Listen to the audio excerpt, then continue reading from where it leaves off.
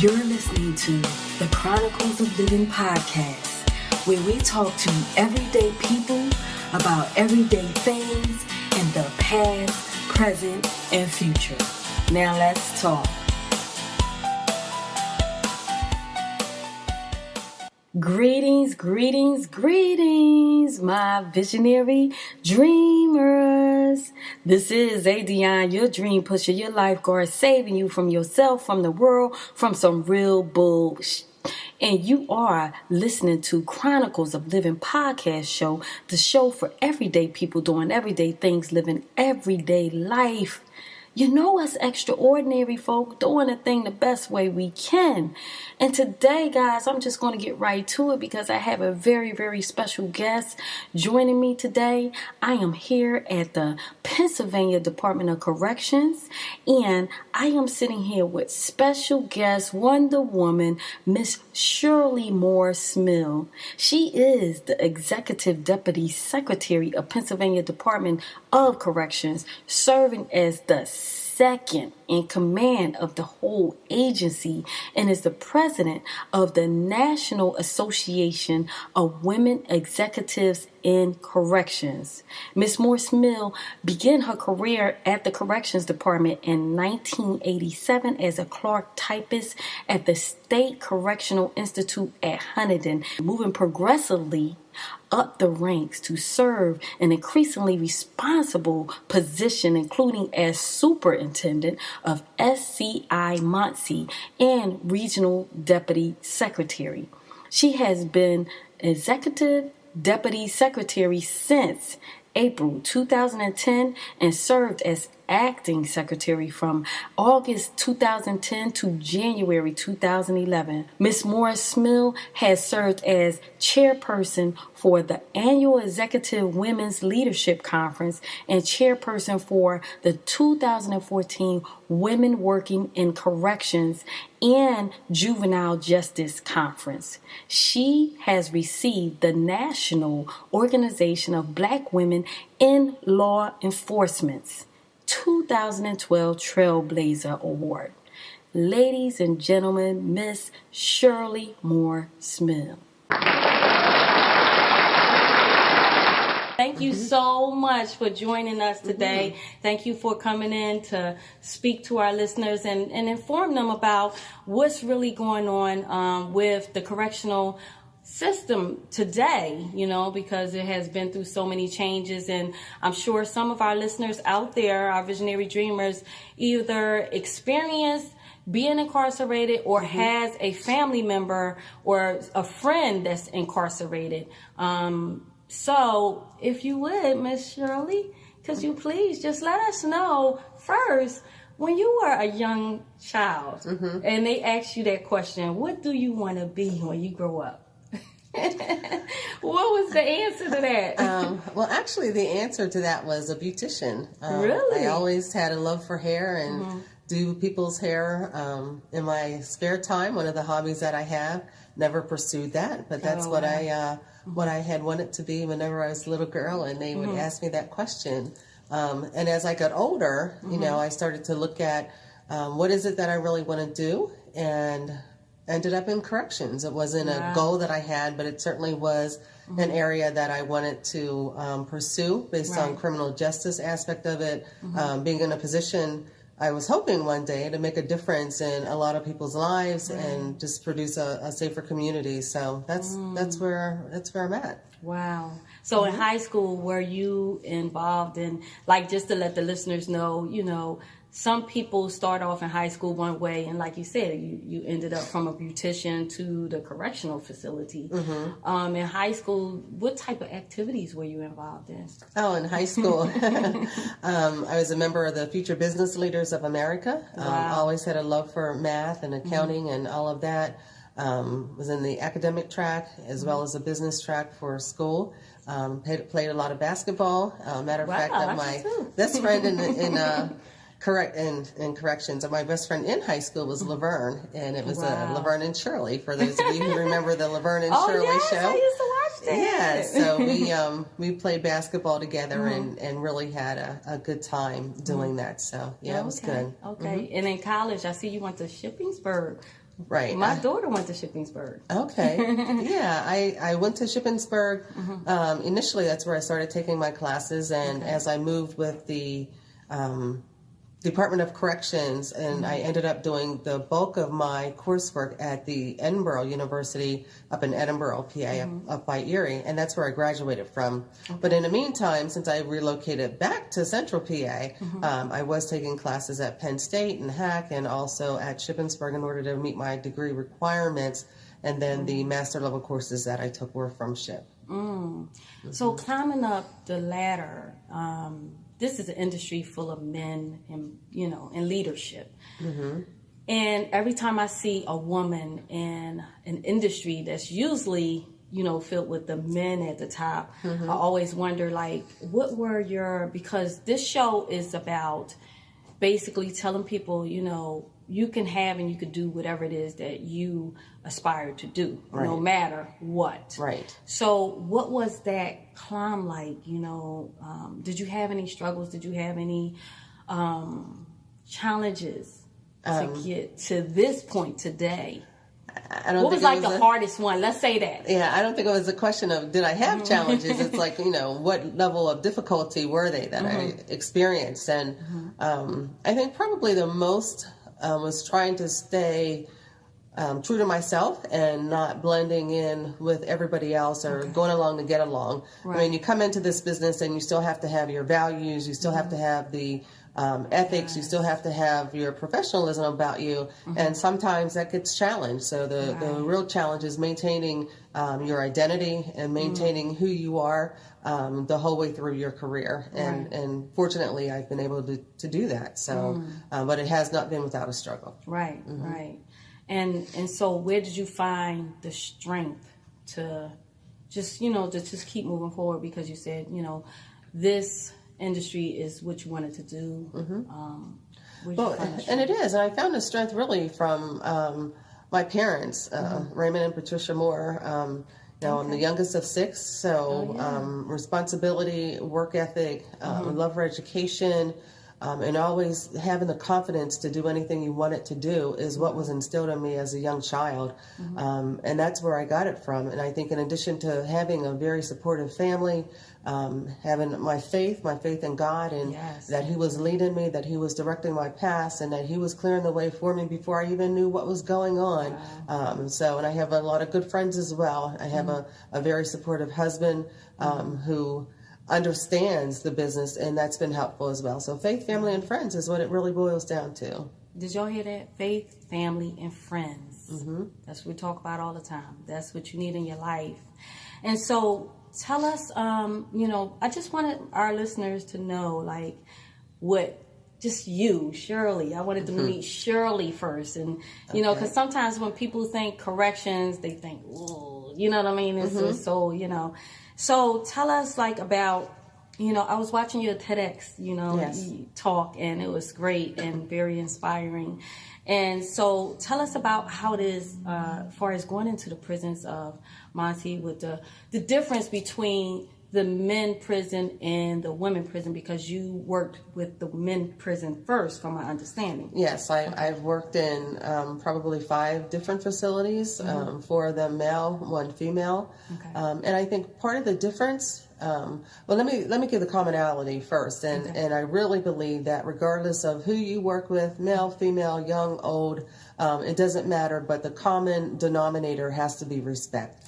You have to show respect, you have to give respect in order to receive it. And I think that you have to have a level playing field of firmness, but also of fairness. And it's okay to show compassion even. So, the male facilities, it was very typical to what you have in the community. What's on the outside is really the same as what's on the inside. So for the men, pretty much you tell them no, and it's no. For the women, you tell them no, and they want to know a full explanation as to why. Why is it no? Typical woman. That's right. That's right. Why can't I do it? So, so basically, that's the big difference. But with women too, it's all about relationships. Right. And that's what boils down to everything good and everything bad. It really comes down to relationships. And again, that's no different than what it is on the outside. But having worked with the women was certainly very rewarding for me to understand and be able to relate to them in a manner that not everybody could. So to understand and really be able to show the compassion of being a mother who doesn't have her child, and how do they get there. So all of that, I think it was really impactful to see and be able to experience and help lay the foundation for good programming and just for the women there to realize that they're not counted out, they're counted in. Right. So tell us about, because you are here to reconstruct, am I right? The system, to actually change some of the things that, am I right? I want to get it right, Yeah, I think part of what it was, this is going on our 9th year with this administration. Secretary Wetzel came in January of 2011. So it's really been fortunate. And under his leadership is really where we start to focus on the people that we have in our custody, and to focus on the care, custody, and control, and really humanize them, really take a look at what is it that needs to be done in order to help them as a whole person, as well as their family, to educate the family. But how can we make it easier for families to visit, and how can we make it better for the inmates, the ones in our custody, to get the programming that they need on an individual basis. And so humanizing our system, and I know humanizing is a broad term, but I think that's a term that really encapsulates everything that we're trying to do, from programming to vocational skills, to religious programming, all of that. I think we're looking at the whole person, addressing mental health needs, which is huge in our system. We're probably the largest mental health care facility that we have in the state. So that says a lot about the flexibility that our staff need and the training that our staff need in order to stay safe in the institution as well as in the community. Right. And you mentioned, because we met, just to give y'all a little insight, we met at a brunch that I was invited to. I just want to say thank you for those who invited me. And also, at that brunch, you said something about 70% of the inmates that come in, they're not diagnosed on the streets. And so, therefore, as far as any type of disorders that they might have. And I remember on your TED Talk, you were talking about that made the difference for one of the women. Yes. Yeah. Yes. You remember what you were talking about? Okay. I do. I remember, and it's probably one of the examples that I use most often. That's still relevant today, and it was regarding an individual who was recommended to play Santa Claus in a visiting room. And looking at her criminal history, my initial reaction was, no, I cannot vote yes for this person to be in a visiting room. And I had to be educated by one of my staff that said, she's a totally different person now. She's been properly diagnosed. She's med compliant. So it's really not an issue. And it turned out not to be one. Okay. So in other words, it's like, I'll cut that off. Okay. So in other words, I just want to thank you for everybody else for allowing yourself to be, I want to say, corrected. And not looking at the position and thinking like, because some people will get in position and they think that they're the end all. But you were open enough to listen and to listen about this inmate and how she has changed. And then you changed your perspective on, allowing her to do something that she probably would have never been able to have a chance to do on the outside. Absolutely. And, I know there's a saying that goes something like, it's not fair to judge a person by their worst day, on his or her worst day. And it really is not. I can look and say very definitively that, there but by the grace of God go I. I'm not the judge. I'm not the jury. I'm here to help people do better, realizing that each and every one of us make a mistake. And learning is a daily journey. It's a trip that you never complete. And I never wanted to count myself as having all the knowledge about everything, because there's a lot more people that know more. And I'm okay with that. Surround yourself with smarter people. Otherwise, you don't get challenged and you don't grow yourself. So I think it was important to be open to that and to continue to be open to new ways of doing things, new ideas, new philosophies about what's going to result in betterment for everyone. And you talked about also people want to invest in people of value. So as far as the inmates that's there, is that meaning like they have to show you that they're improving and they want to do better? Or, if you want to speak on why you feel that way. Well, and I think that basically it's because we do all have value. All of us go through trials, we go through tribulations. We have good days, we have bad days, we make good decisions and bad decisions. Sometimes we're just more fortunate based on circumstances that, the scenario of ending up in prison doesn't happen, or if it does happen, that there's an opportunity for second chances. And I believe that that's very important to do, is to make sure that everybody is not judged totally by the mistakes that they've made. And they say, the only time a mistake is when you don't learn from it. And if you learn from it, then it's experience. And I believe we all can get experience. Yes, that is something that I speak a lot on the podcast show. That I don't believe in mistakes. I believe in there's a different way of doing things. And like you said, I believe that we all sometimes can make a mistake that could have landed us in jail. We just didn't get caught. That's right. So, Absolutely. when we look at people that come out of prison and then we have these judgments on them, sometimes you need to look back at yourself and say, like, is there something that I could have wound up in prison? And like Miss Smeal said, have compassion, and people deserve second chances. And there are people that make mistakes and they actually learn from the experience, Tell us about some of the new programs that you are working on and for the inmates to, when they're coming out, or either while they're in, to prepare them to come out. We have a number of new programs that we're doing. We have the Veteran Service Unit. We have 3 of those, basically geographically located one in each region. And the Veteran Service Unit is really for veterans, to give them the support that they need to recognize that they are individuals who served our country, and to provide them with the resources that are there. A lot of benefits out there, a lot of guidance out there and support, but you have to recognize that it's there and make it available to the population. And those 3 programs in each of the 3 facilities are really thriving under Ryan Yoder as our Veterans Coordinator, and just does a fantastic job in bringing in veterans, celebrating veterans, and taking it out so that the staff even go and support veteran organizations in the local community. So VSU is what we call them for short. And we also have transitional housing units, or THUs. And basically that's for individuals who are within 6 to 9 months of getting out of the system, getting out of prison and returning to community. So we want to teach them life skills and how you're able to implement them. Teach them even computer access and access to the internet so that they can see what jobs might be available where they're going back to, and can they make application there. We have mentoring services that's available through our community corrections, and we really want people to be in touch while ideally form the relationship while the person is on the inside, and then be able to continue it once they get out. That's the most beneficial scenario for mentoring.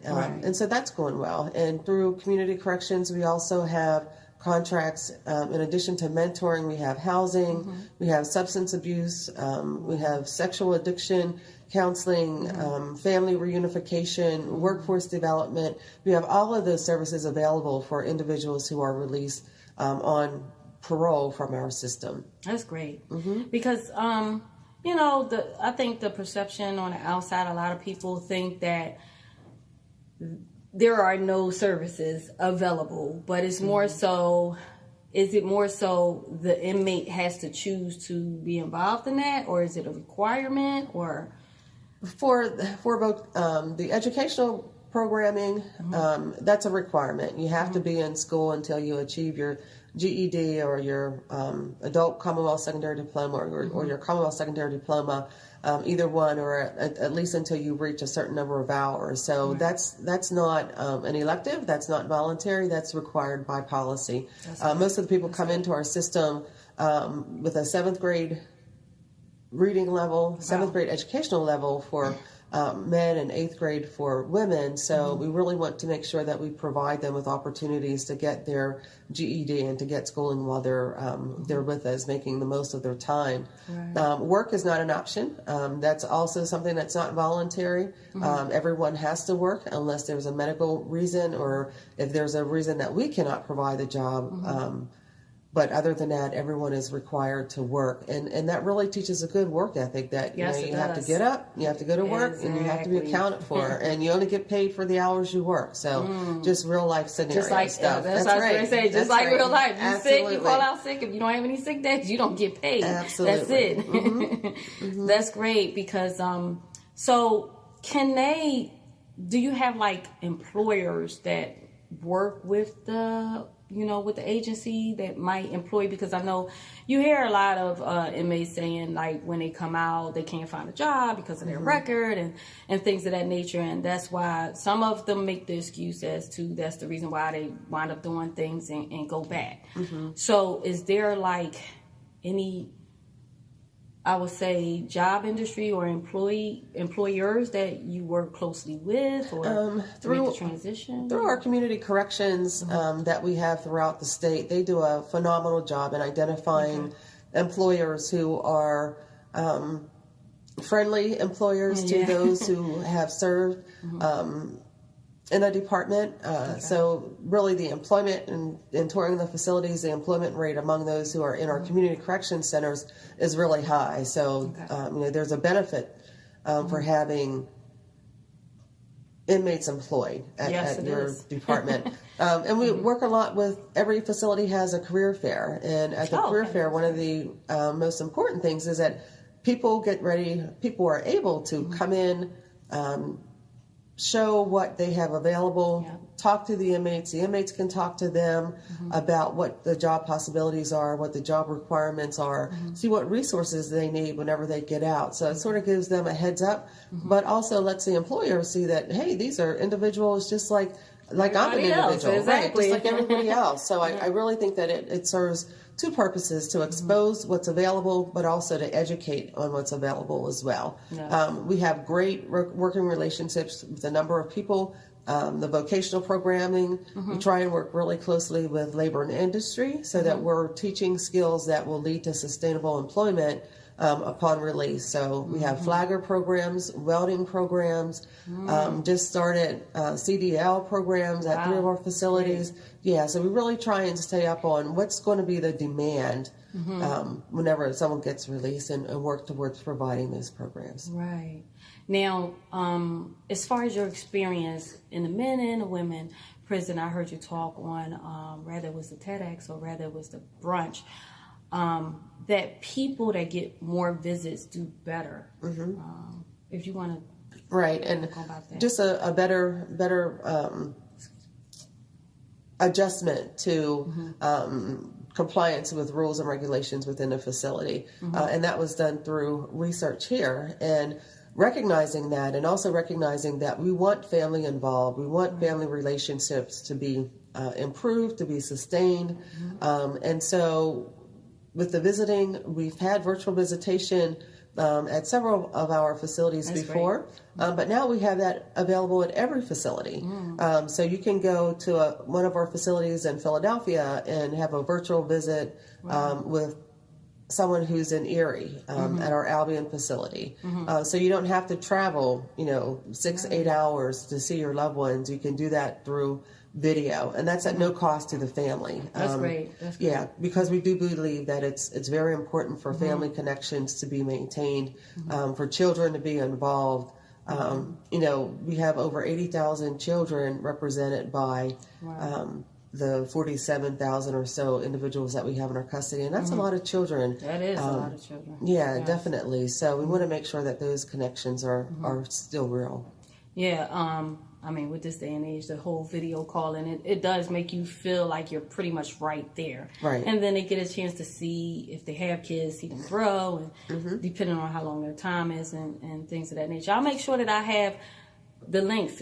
You can give me that information. Sure. I'll make sure that I have information for y'all below the video. So definitely check below the video once you finish watching.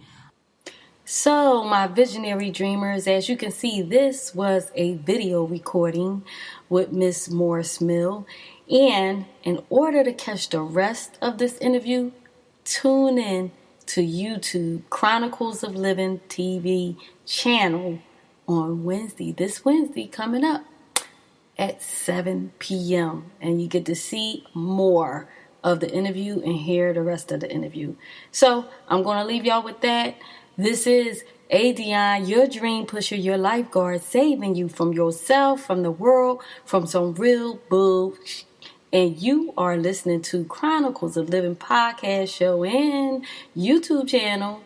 And this is the show for everyday people doing everyday things, living everyday life. You know us extraordinary folk doing the darn thing the best way we can. And I just want to thank all my listeners, my visionary dreamers, for tuning in all the time, or either just catching back up with the show. All the people that purchased the books, Visionary Dreamer, the 90-Day Journal, and Transform Your Life, Discover Your Purpose, the workbook on Amazon and Barnes & Nobles. Thank you all for all of your support, and make sure you tune in on Wednesday to hear the rest of this video and to see more of the video. All right.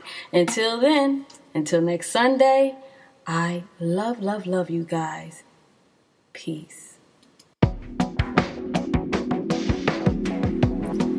Thank you for listening to Chronicles of Livin, where we talk to everyday people about everyday things in the past, present, and future.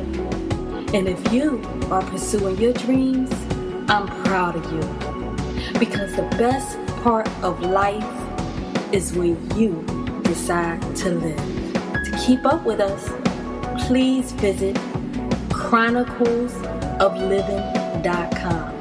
Until next time, this is Adion, your dream pusher. I love you guys.